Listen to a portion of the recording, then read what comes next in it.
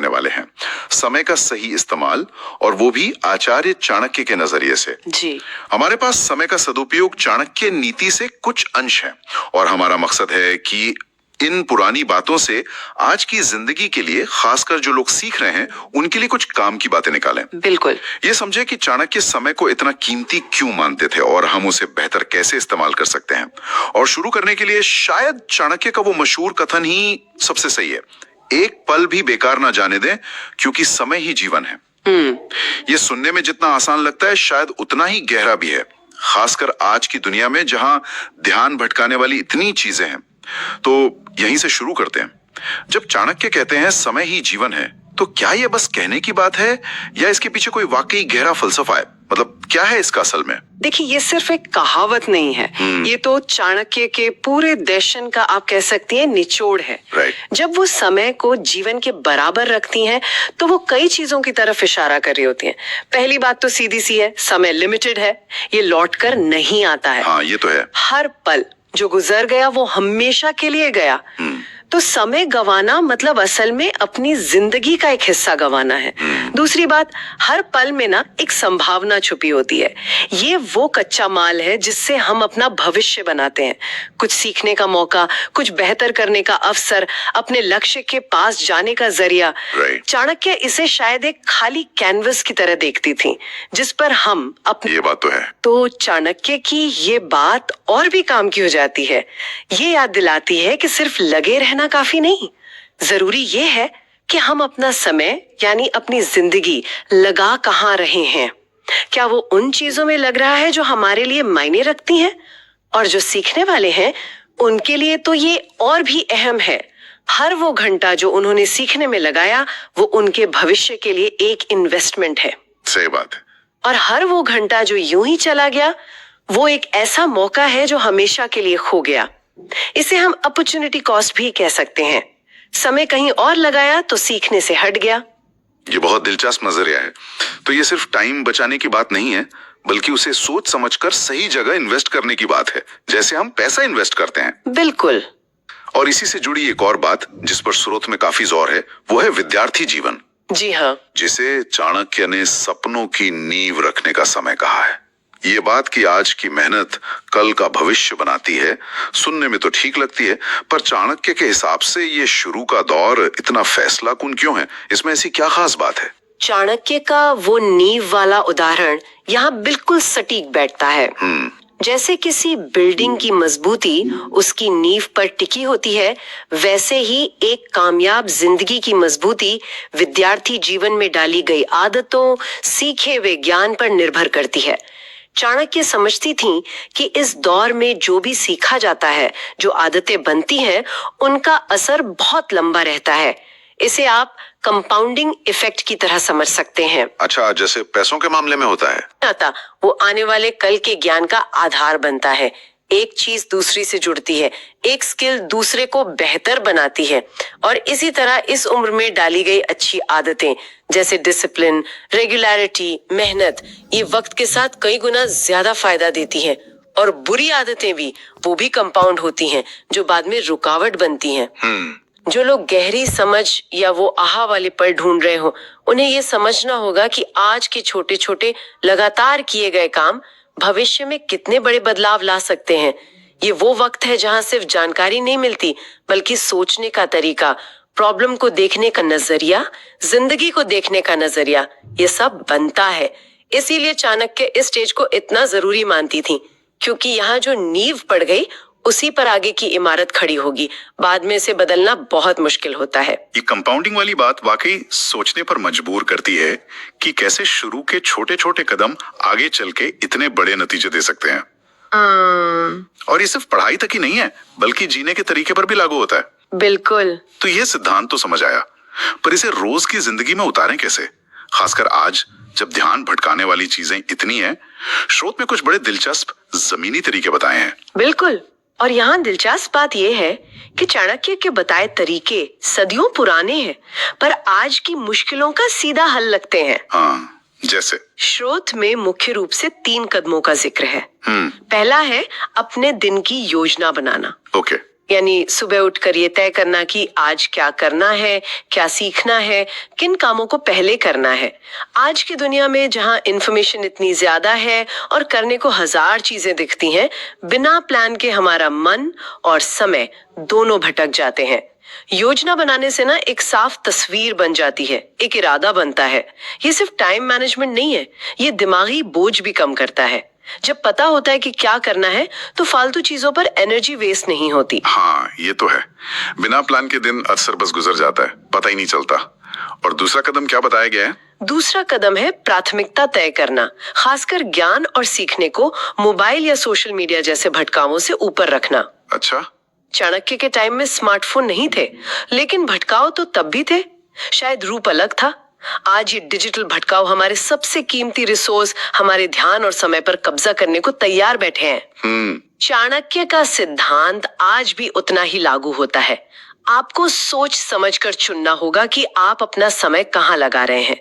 क्या आप बस यूं ही कुछ देखते हुए या बेकार की जानकारी में खो जाना चाहते हैं, या फिर गहरी समझ और ज्ञान की तरफ बढ़ना चाहते हैं? किताबों को या किसी भी गहरी पढ़ाई वाली चीज को प्राथमिकता देना असल में अपने दिमाग को ट्रेन करना है, फोकस करने की आदत डालना है। और फोकस तो आज के जमाने में एक सुपर पावर जैसा है। और फोकस वाकई एक सुपर पावर है आजकल। और तीसरा कदम है छोटे छोटे लक्ष्य बनाना, जैसे रोज एक नया टॉपिक समझना या किसी स्किल की थोड़ी प्रैक्टिस करना। अच्छा, अक्सर हम बड़े लक्ष्यों को देखकर ही घबरा जाते हैं या शुरू ही नहीं कर पाते। चाणक्य का ये सुझाव इस मुश्किल को आसान करता है। जब आप लक्ष्य को छोटे मैनेजेबल हिस्सों में बांट देते हैं तो शुरू करना आसान हो जाता है। और जब आप रोज एक छोटा टारगेट पूरा करते हैं तो आपको लगता है कि हाँ, कुछ प्रोग्रेस हो रही है। हाँ, कॉन्फिडेंस आता है उससे। बिल्कुल, ये एक पॉजिटिव फीडबैक लूप बनाता है, आपको और करने की प्रेरणा मिलती है, आपका आत्मविश्वास बढ़ता है। ये काइजन जैसा है, लगातार छोटे छोटे सुधार। ये सीखने की प्रक्रिया को कम भारी और ज्यादा टिकाऊ बनाता है। ओवरवेल्म होने का खतरा कम हो जाता है। ये दिलचस्प है कि कैसे ये तीनों कदम, प्लान, प्रायोरिटी और छोटे लक्ष्य मिलकर काम करते हैं। ये कोई रॉकेट साइंस नहीं है, पर शायद इनकी सादगी में ही इनकी ताकत है। हाँ, ये आज की बड़ी मुश्किलों जैसे ध्यान भटकना, इंफॉर्मेशन ओवरलोड और टालमटोल की आदत का सीधा जवाब लगते हैं। ये कोई नया प्रोडक्टिविटी हैक नहीं, बल्कि जीने के बुनियादी टाइम टेस्टेड सिद्धांत हैं। बिल्कुल सही कहा आपने। ये सिद्धांत इसलिए काम करते हैं क्योंकि ये इंसान के मनोविज्ञान की गहरी समझ पर आधारित है। हमें स्पष्टता चाहिए, हमें भटकाव से बचना है और हमें तरक्की का एहसास होना चाहिए। चाणक्य ने ये बातें शायद सहज रूप से समझी थी। स्रोत में एक बड़ा अच्छा उदाहरण भी दिया गया है, शायद हम सब ने कभी न कभी अनुभव किया होगा या देखा होगा। हाँ, मान लीजिए कोई स्टूडेंट किसी बड़े इम्तिहान की तैयारी कर रहा है। अब उसके सामने पूरा सिलेबस है जो पहाड़ जैसा लग सकता है। स्रोत कहता है कि अगर वो बस रोजाना 2 घंटे, लेकिन पूरी ईमानदारी और फोकस के साथ पढ़ाई के लिए निकाले, बस 2 घंटे रोज। हाँ, ये उदाहरण बहुत महत्वपूर्ण है। तो यहाँ बात वाकई दिलचस्प हो जाती है। स्रोत बताता है कि अगर वो स्टूडेंट ये काम लगातार कुछ महीनों तक करे तो नतीजा क्या होता है? उसका आत्मविश्वास भी बढ़ता है और ज्ञान का स्तर भी। बिल्कुल। ये देखने में तो बहुत सीधा उदाहरण है, लेकिन ये निरंतरता मतलब कंसिस्टेंसी के बड़े सिद्धांत से कैसे जुड़ता है? ये सिर्फ परीक्षा की तैयारी की बात है या इसका कोई बड़ा मतलब है? ये उदाहरण निरंतरता और अनुशासन की ताकत को बिल्कुल साफ दिखाता है। अक्सर हम सोचते हैं कि बड़े नतीजों के लिए बड़े जोरदार काम करने पड़ते हैं, जैसे इम्तिहान से पहले रात भर जागना। हाँ, अक्सर लोग ऐसा ही करते हैं। लेकिन चाणक्य का ये उदाहरण इसके ठीक उलट बात कहता है। ये दिखाता है कि छोटे, नियमित और ध्यान से किए गए काम लंबे समय में कहीं ज्यादा असरदार और टिकाऊ होते हैं। रोज 2 घंटे पढ़ना शायद सुनने में बहुत ज्यादा न लगे, लेकिन इसे रोज करना, बिना नागा किए, पूरी ईमानदारी से करना, इसके लिए अनुशासन चाहिए। और यही अनुशासन असली बदलाव लाता है।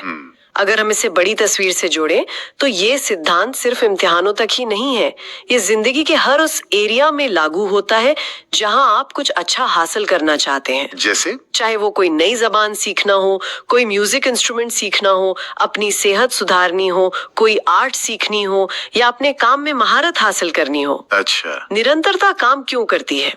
पहली बात, ये ज्ञान और स्किल को धीरे धीरे मजबूती से बनाती है।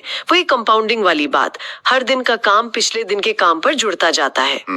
दूसरी बात, ये आदत बन जाती है। जब कोई काम आदत बन जाए तो उसे करने के लिए विल पावर कम लगती है। हाँ, वो अपने आप होने लगता है फिर। बिल्कुल। और तीसरी बात, और ये बहुत अहम है, निरंतरता आत्मविश्वास बढ़ाती है। जब आप खुद को रोज अपना लक्ष्य पूरा करते हुए देखते हैं, भले ही वो छोटा हो, तो आपके अंदर ये यकीन पैदा होता है कि आप ये कर सकते हैं। ये मैं कर सकती हूँ वाली भावना बड़े लक्ष्यों को पाने के लिए बहुत जरूरी है। ये उस कहानी की तरह है, कछुआ और खरगोश। धीमी लेकिन लगातार चाल अक्सर रेस जिता देती है। चाणक्य हमें वो कछुआ बनने की सलाह दे रही हैं, धैर्यवान, अनुशासित और निरंतर। ये बहुत गहरी बात है। तो ये छोटी छोटी रोज की कोशिशें ही असल में बड़ा बदलाव लाती हैं, भले शुरू में नतीजे साफ ना दिखें। ये धैर्य और विश्वास का भी टेस्ट है। जी हाँ। तो इसका मतलब क्या है? अगर हम चाणक्य की इन बातों का निचोड़ निकालें आज की चर्चा से, तो मुख्य संदेश क्या लेकर जाएं हम? मेरे ख्याल से मुख्य संदेश कई लेवल पर है। पहली और सबसे बुनियादी बात, समय सिर्फ घड़ी की टिक टिक नहीं है, ये जीवन ही है। इसे बेकार करना जीवन को बेकार करना है। दूसरी बात, जिंदगी का शुरुआती दौर सीखने का समय भविष्य की नींव है। इस समय का सही इस्तेमाल करना एक बहुत जरूरी निवेश है, जिसका रिटर्न पूरी जिंदगी मिलता है। सही। तीसरी और सबसे प्रैक्टिकल बात, समय के बेहतरीन इस्तेमाल के लिए चाणक्य के बताए रास्ते, योजना बनाना, सही चीजों को प्राथमिकता देना, खासकर ज्ञान को भटकाओं पर, छोटे लक्ष्यों में काम को बांटना और सबसे जरूरी निरंतरता बनाए रखना आज भी उतने ही कारगर हैं, शायद पहले से भी ज्यादा। हाँ, ये सिर्फ एकेडमिक या करियर में सफलता के नुस्खे नहीं है, बल्कि एक ज्यादा अनुशासित, उद्देश्यपूर्ण और शायद ज्यादा संतुष्ट जीवन जीने का तरीका बताते हैं। बिल्कुल। ये हमें याद दिलाते हैं कि बड़े नतीजे अक्सर छोटे, लगातार और सही दिशा में उठाए गए कदमों का ही नतीजा होते हैं। बिल्कुल। और ये सब सोचते हुए इससे एक महत्वपूर्ण सवाल उठता है, या मेरे मन में आता है। हाँ, बताइए। चाणक्य हर पल को ज्ञान हासिल करने में लगाने पर जोर देती हैं, लेकिन आज की दुनिया में जहां जानकारी का एक तरह से विस्फोट हो चुका है, हर तरफ से इंफॉर्मेशन हम पर बरस रही है, कुछ सच्ची, कुछ झूठी, कुछ काम की, कुछ बेकार। हाँ, ये तो बहुत बड़ी चुनौती है आज। ऐसे में हम ये कैसे तय करें कि कौन सा ज्ञान या कौन सा हुनर हमारे इस कीमती समय यानी हमारी जिंदगी के निवेश के लायक है? क्या सिर्फ जानकारी इकट्ठी करना काफी है, या विवेक और गहरी समझ बनाना ज्यादा जरूरी है? ये एक ऐसा सवाल है जिस पर आज के माहौल में हम सभी को सोचना चाहिए कि अपने सीमित जीवन को किस ज्ञान की खोज में लगाना सबसे ज्यादा सार्थक होगा। वाकई ये एक बहुत अहम सवाल है और शायद इसका जवाब हर किसी के लिए अलग होगा, लेकिन चाणक्य के सिद्धांत हमें वो ढांचा जरूर देते हैं जिससे हम ये चुनाव ज्यादा समझदारी से कर सकें। उनके ये सदियों पुराने विचार हमें याद दिलाते हैं कि बाहरी शोर और भटकावों के बीच अपने लक्ष्यों पर टिके रहना, लगातार सीखते रहना और अपने समय का सम्मान करना आज भी उतना ही महत्वपूर्ण है। शायद यही आज के दौर में सही मायने में आगे बढ़ने और मानसिक शांति पाने का रास्ता है।